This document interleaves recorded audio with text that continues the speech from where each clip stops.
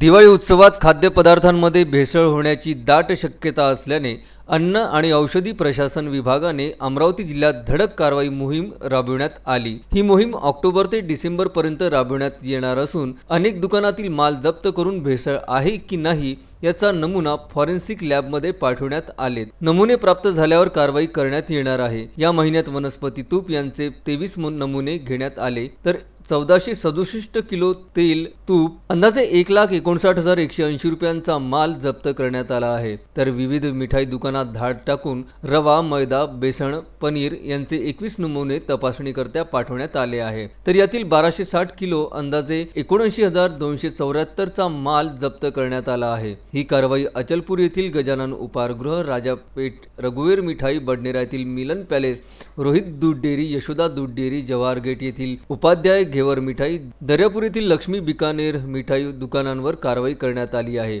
तेल तूप याबाबत येथील जय ट्रेडर्स, इतवारा येथील Bhagwandas Nathmal, Itwara Sakkarsath, Ladha mall, Eknathpuram, saving mart, Dasturnagar, Harikisan Daga Sakkarsath, Virendra food, Dhamangaon railway, Sainagar येथील डी मार्ट अशा दुकानांवर कारवाई करण्यात आली आहे। वस्तूंवर लेबल व्यवस्थित नसल्याने खजूर, हिंग असे 20 किलोचा माल जप्त करण्यात आला आहे। असा एकूण 2,80,294 चा माल जप्त करण्यात आला आहे। ही कारवाई अन्न औषधी प्रशासन विभागाचे सुरक्षा अधिकारी भाऊराव चव्हाण, राजेश यादव, सीमा सुरकर यांनी केली। अनेक दुकानदारांना नोटीस बजावून कारवाई करण्यात आली आहे। या कारवाईत फॉरेन्सिक लॅबमध्ये पाठवण्यात आलेले वस्तूंचे नमुने भेसळ असल्याचे अहवाल प्राप्त झाल्यावर कारवाई करण्याची दाट शक्यता वर्तवली जात आहे। Vidarbha news bureau, Amravati.